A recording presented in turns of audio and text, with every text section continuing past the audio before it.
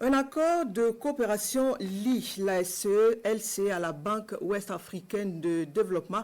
Un accord de coopération en vue de permettre à la SE-LC de mieux jouer son rôle en matière de lutte contre la corruption. Il s'agit notamment de faciliter les missions d'enquête de l'institution de lutte sans occulter le volet promotion du développement économique du Burkina. Les précisions dans ce reportage de Césaire Carfo, Fanta Ouattara et bienvenue dans ça. Échange de parapheurs entre l'autorité supérieure de contrôle d'État et de lutte contre la corruption ASE-LC et la Banque ouest-africaine de développement BOAD. Les deux institutions mutualisent leurs forces pour barrer la route à la corruption et aux infractions assimilées. À travers cette signature, elles entendent promouvoir la bonne gouvernance au Burkina Faso. Imaginez par exemple qu'on n'est pas d'accord avec la BOAD et que nous voulons enquêter sur un financement BOAD. D'abord, pour savoir que le financement existe, il faut que déjà on soit en relation et qu'on communique. Ensuite, c'est par exemple une organisation internationale.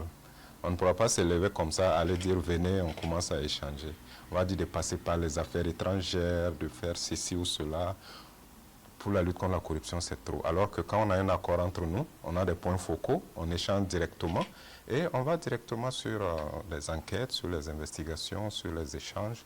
Donc ça facilite vraiment la lutte contre la corruption. Et pour faciliter la mise en œuvre des missions de la présente coopération, un comité mixte de suivi du protocole d'accord sera créé. Il sera composé de 2 experts désignés par chaque partie pour un mandat de 5 ans.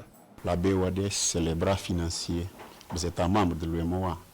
Nous mettons à la disposition des États des fonds dans le cadre de ces financements. Pour cela, nous veillons à ce que ces fonds sont destinés aux fins pour lesquelles ces financements ont été accordés. Il y a des modes opératoires bien calés entre les deux institutions, qui commencent depuis des enquêtes jusqu'à la décision finale du procureur.